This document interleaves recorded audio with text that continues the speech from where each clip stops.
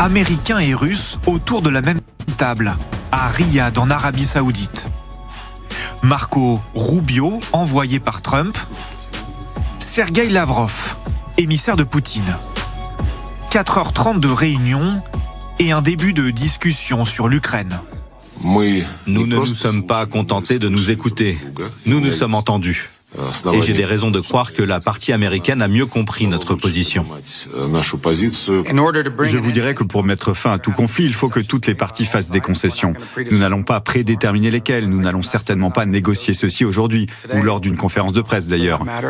Il y a d'autres acteurs qui ont imposé des sanctions. L'Union européenne devrait être autour de la table. Les Américains jouent avec les nerfs des Européens et des Ukrainiens.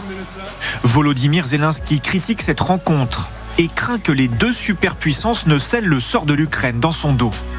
Il n'a pas été invité à négocier avec son ennemi russe.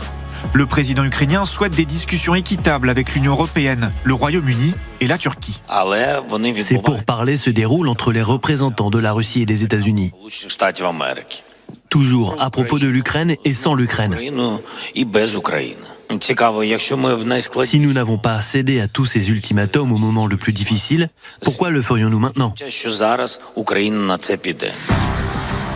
Donald Trump veut-il abandonner l'Ukraine 3 ans quasi jour pour jour après l'invasion russe ?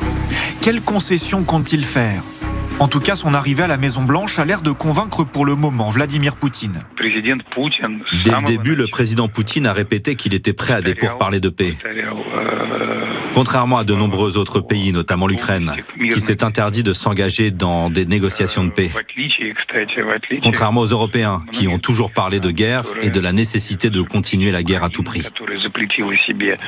L'Union européenne se retrouve dans le collimateur de la Russie et des États-Unis. Malgré tout, le Kremlin déclare ce matin qu'il serait d'accord pour une entrée de l'Ukraine dans l'UE, mais exclut toujours une adhésion à l'OTAN.